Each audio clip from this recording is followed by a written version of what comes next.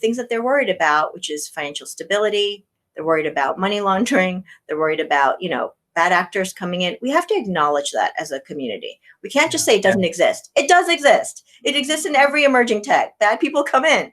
But what can be done to make that as minimal as possible?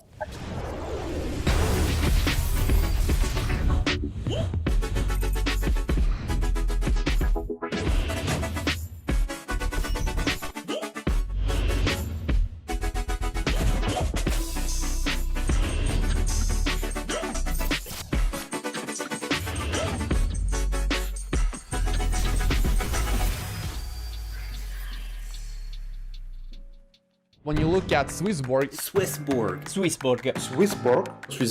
sorti ce matin. They have an app where you can buy crypto. They connect to Binance, HitBTC, LMAX, and Kraken and find the best rates in the markets. What I like about Swissborg is that they have an amazing app that can directly buy cryptocurrencies like Bitcoin and also cash out as well. Through Swissborg, all assets will have a fiat gateway.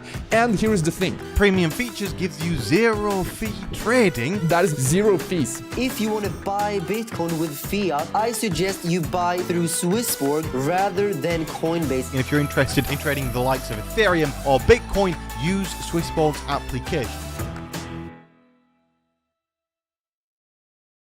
In a fast-moving and confusing crypto asset market, get an edge with Crypto Slate Edge. Enhanced, in-depth news coverage and extensive crypto asset and sector data are all part of your exclusive access as a member, helping you understand the market with features such as on-chain metrics and sentiments, all of which allow you to convert knowledge into action with an ad-free experience. As a bonus, access our private Telegram channel to receive live insights whilst engaging with the Crypto Slate community. Subscribe now at cryptoslate.com/edge. Dear crypto community and blockchain buddies across the globe, welcome back to Kryptonites, the no BS blockchain channel built with the community and for the community. And today we have another mind-blowing guest, Sandra Rowe, CEO at Global Blockchain Business Council. And we're going to talk about some really cool topics such as seeing everything through the lens of an NPO, an NGO, the UN, some of these organizations, institutional organizations, and more. So without further ado, but before we kick off, a big shout out to Nate at Crypto Slate, who's here today with us. Don't forget to check out the summarized version of this interview if you prefer reading. And without further ado, Sandra, thank you so much for coming on the show. How are you doing today? Hey, Alex, thank you so much. Greetings from sunny New York City. I miss New York City. And Sandra, it's been such a pleasure looking at your background and what you've been doing in this space, really pushing forward. And I'd like to kick off, with a simple story of what took your breath away, to quote Top Gun, when it comes to the crypto space, getting involved as much as you are these days. Yeah, I heard about it in 2011. I kind of really got into it in 2013. I was a banker in London, having just gone through the financial crisis. The whole world seemed to be a meltdown from a financial standpoint. And I took a look at Bitcoin as a technology and thought, hey, if this could work, it could really make major paradigm shifts and changes to more resilient financial systems. That's really where I started. But then as I got more into it, I'll be very frank with you, I actually saw the potential of how do we use blockchain technology and crypto, tokenization, digitization, all the stuff that's going on to actually help solve real world problems. And that also means I've pivoted my time to focusing on crypto related to financial access. How do we bring more people into the system who actually have options? People can decide what they want to do with their money. But the question is, how many people actually have access to things in a way that's fair and equitable? That makes a lot of sense, and I'm sure resonates with a lot of people out there. Sandra, I must ask you, just earlier we were talking about the kind of movements and the mindset that some people have in crypto these days. And it sounds like some of us are missing one important aspect. And I know that the social impact is really important to you. What are we missing today? And how would you like our mindset to evolve with regards to the crypto community? Well, we have a saying at the GBBC, and we're a Swiss nonprofit. So we don't have a for-profit interest other than to grow the pie for everybody.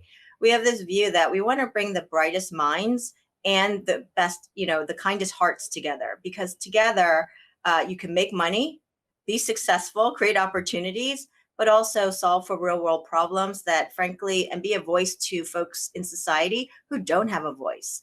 And I think the more that the crypto community gains in power, influence, and ability to make decisions, we need to think about that. So you were mentioning earlier that a lot of people are looking to grow their wealth, but not necessarily giving back to society. Could you help us a little more on that angle and what you think we should focus on doing, from this point onwards, and not just, think about becoming rich, for instance? Well, look, I want to be very careful. I think if people want to make tons of money, that's not a bad thing. Go for it. If that's your thing, wonderful. But I also think with that comes responsibility that there are lots of people out there who don't have the ability to make lots of money and have a nice life. So what can you do to help solve that? Whether you care about climate change or empowering women and girls or whatever the topic is, find something that means something to you and help the people who don't have that voice and the influence and the money to be able to make that change. And I think, I want to be very careful not to be judgmental because people should do whatever they want with their wealth. Absolutely. But I would hope as a community, we're not going to do the same things that the former generations did and think of everything as a zero-sum game. I win, you lose. I get everything, you get nothing. It's a very terrible mentality and culture, which I hope we're not like that. That makes a lot of sense. And for those watching out there, if you do have your own social impact or SDG goal with regards to wealth, what would you do if you were able to make a lot of money? Would you contribute to society? In what way? Please don't forget to share that and put that in the comment section below. That resonates a lot with me, by the way, Sandra. I think, there is one way where we should think about the greater good. And of course, if we are able to increase our wealth, why not throw it back to society and help in some way, right? To leave a positive, an extra positive, right, to everything that's happening. Absolutely. And look, I've said the words, and I'm going to show you with example and action, because I believe if you're going to say stuff like that, you better back it up with action. It's not just about me giving money. So there's plenty of opportunities where I give money or give Bitcoin. But I also think about, okay, where could I also invest in people I believe in, that I meet, that are not in my normal circles? How do I extend myself out to secondary, tertiary circles of folks I may not normally meet, but try to reach out to them and figure out if I can help invest or make connections or influence in some ways, or speak up. In the very least, doesn't cost us any money to speak up about topics that we really care about. And let's face it, what I love about the crypto community is we're a global collaborative community that lets pretty much everyone in. Let's face it, all of us in some way are probably a little bit weird, and that's okay. That's actually really cool. And we celebrate diversity. And I think we need to carry that in every aspect of, what's going on in the world as we get more influence, because there's a lot of broken stuff in the world that probably needs our help. And if everyone can do their part, it's not necessarily about using your money power, but it's about using just your ability to see and identify an issue and speak up about it. Makes total sense. And you have a really good lens on what's happening with the UN, with NPOs and NGOs, et cetera, et cetera. What are some examples that you think are really meaningful these days? You talked about, empowering women a little bit earlier. You gave a few examples, but what are the specific use cases that you think could help real world situations, solve real world situations that are the most meaningful to you, at least? There are so many examples, but let me give one that I just find fascinating because that wasn't the original problem that this group was trying to solve. So GBBC did a hackathon during UN General Assembly Week a couple years ago, back in 2019, where the World Food Program sponsored one of the challenges. The challenges was to end hunger. And that challenge, then the winner of the challenge was actually Producers Direct, which is a UK-based nonprofit. And that nonprofit is now working with the World Food Program in Peru in one of their cooperatives to digitize that cooperative. And the reason why digitizing the cooperative is an important step forward is helping farmers keep records. Oftentimes this stuff is on pieces of paper, and then there's a fire or there's, floods and the paper goes away. It's actually really amazing how kind of arcane the systems still are. But this is the power of what technology can also do. So with the registrations, men were typically the only registrant per farm. And if you look at most small shareholder farms, it's the entire family that actually works the farm. So why is the wife not getting equitable treatment and recognition for being a farm owner? Well, with a new platform that allows for the recognition of the identity of the woman alongside the man, that goes a long way to empowering the woman to also have fair ownership. Now, we need the legal piece, don't get me wrong, but that pushes pressure and pushes the system to recognize the woman as a rightful owner too. That's very cool, because that sounds like it actually encompasses multiple scopes, right? It encompasses women, it encompasses like ending hunger, entrepreneurship. What is, like, in terms of like the hot topics from the UN side or other NPOs and NGOs? Have you seen any things that are really going to get solved through blockchain? Or because, a lot of these organizations, unfortunately, it's a lot of, paper passing, right? A lot of bureaucracy, and there's very little action. Is something actually getting done, or is it just people talking around a table? No, there's real action happening. And I have to say to you guys, I'm the first to be skeptical of large organizations like the UN with myriad of agencies and folks around the world, really getting stuff done. But I will have to tell you, take a look at the World Food Program Innovation Center run by Bernhard Koch. He is in Munich. It's an organization based in Munich within the World Food Program. Take a look at that. They've got a lot of opportunities for startups to help engage, and also they develop those ideas that you saw for by real money and real resources behind it. But also check out Oxfam in Vanuatu.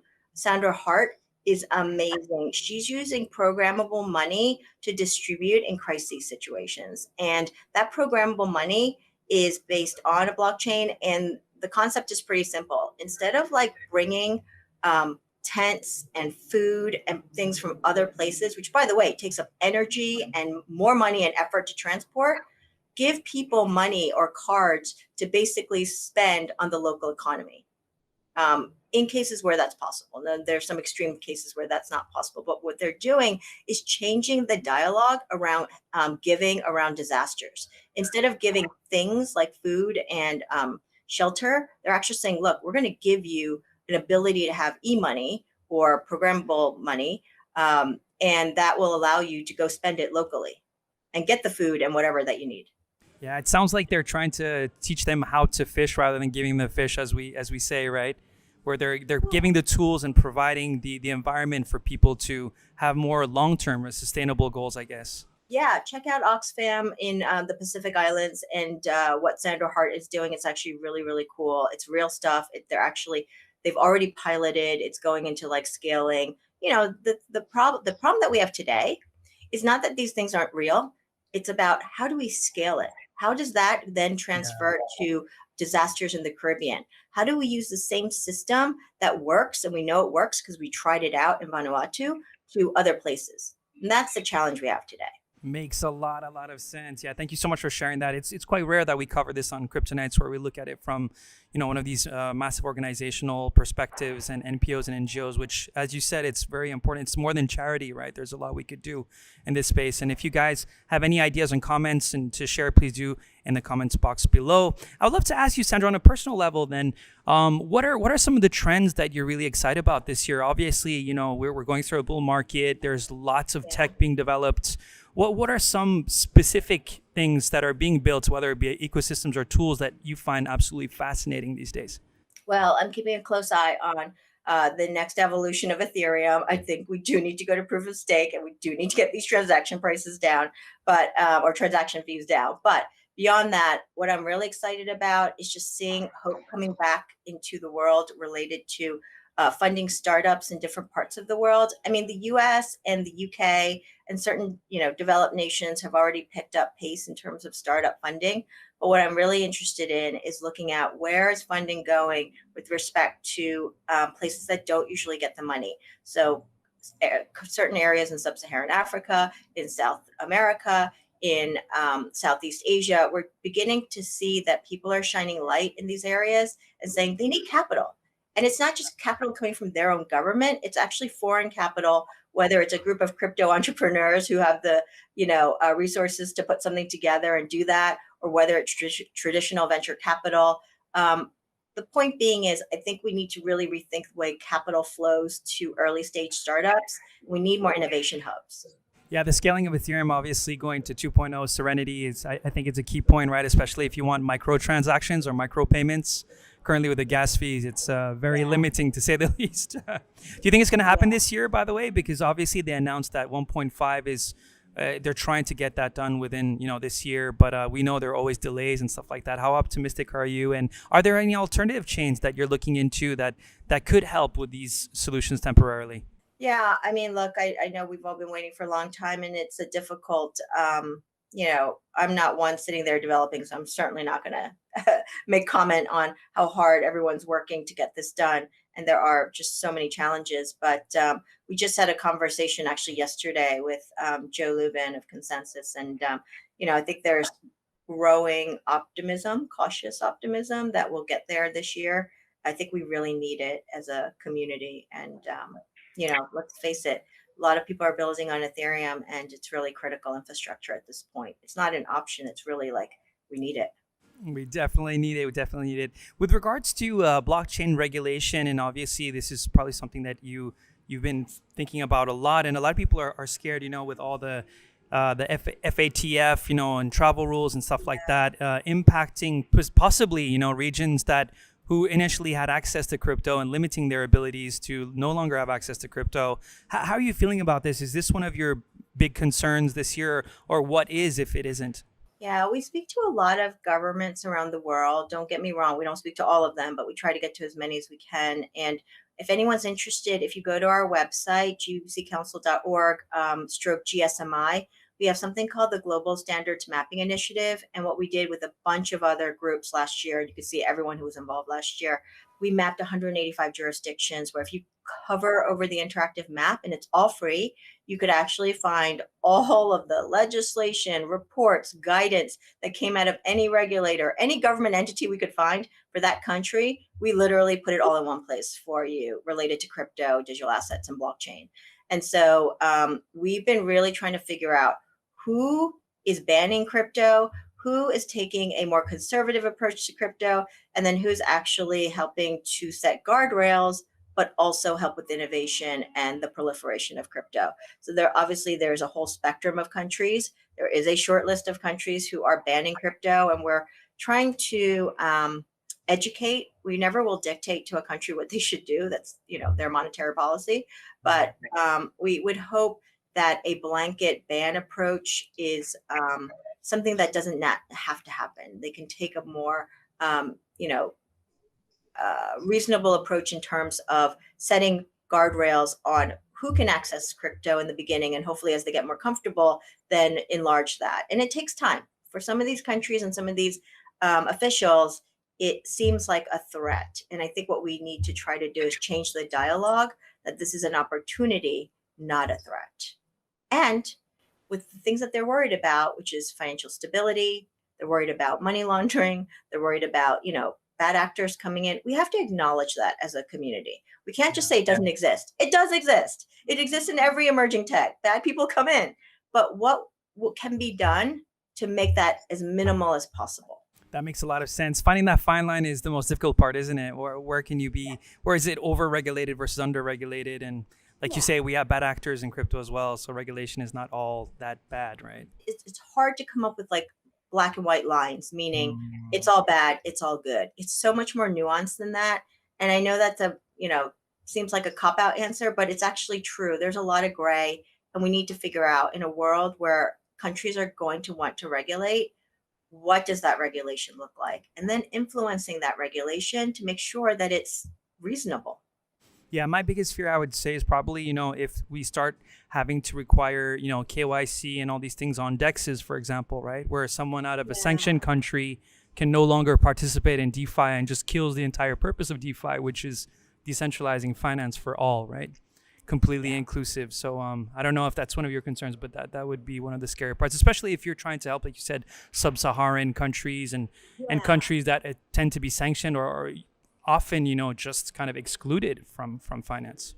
In a perfect world, I'm going to put it out there to anyone who can solve this problem, which is why I'm spending so much time on digital identity these days.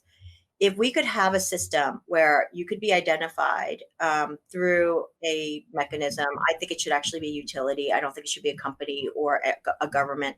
But if your identity could be verified at a global level, then then you would receive some sort of, QR code. We can make it simple, QR code or some sort of identifier that allows you to transact without having to give up to every single crypto exchange or every single place you go and trade your identity over and over and over again. But actually, you've already been validated, and therefore you're allowed to. And frankly, at a certain like amount of crypto, none of this should really be an issue. It's really around the larger transactions that should actually be, a problem that needs to be kind of addressed. But having said that, I wish we could find a better solution for how we identify people and institutions and allow for the vast majority who are doing perfectly normal, fine things to not be under scrutiny and then end up on records or lists or whatever it is. I think that's the issue, is like, where do we define protecting people from bad actors and catching the bad actors versus letting people just go on with their life, right? Without being having their privacy invaded. It's so true what you're saying. Having this decentralized identity, probably one of the most valuable NFTs we could produce out there, right? Because identity, I mean, it's hard to argue there's anything more important than identity, right? I would love a system that would help us to, and you may have to check in because let's face it, our identities are dynamic. Like, I might move to another country. I might be in another place, but is there a way for us to keep updating our identity so that we have control over it, but yet we can actually then attest to, and then others have attested to allow us to do things like trading, freely, or to be able to show our health records freely. But it's our choice. And I think we need to start there. And I feel like that conversation is still a ways off because we're still arguing about just basic frameworks around digital identity and governance. And a lot of it's government issued. And like you said, Sandra, it is our choice. And that really brings me to the very first concept of, of course, we're in this to build our own wealth, but also thinking about the greater good, contributing to society. And if you guys have any ideas, once again, please share them below. If you think that Sandra has a good point of setting another goal to doing something that contributes to the greater good and not just growing wealth, don't forget to share that with us. Sandra, it's been an absolute pleasure having you. We're going to put links below for the Global Blockchain Business Council, and so that everyone can stay tuned and stay up to date with all the information you're sharing, which is really, really helpful for the community. Thanks a lot, Alex. It's what we're here for. We exist because we're trying to help educate those who don't get it. And we're trying to also make sure that the crypto community translates the messaging of what we're trying to do in a way that, bridges the gap. The gap is extremely important. And don't forget to translate the message yourself as well, guys. Join us every Wednesday, premiere at a PC near you, 8 o'clock GMT. See you next week, guys.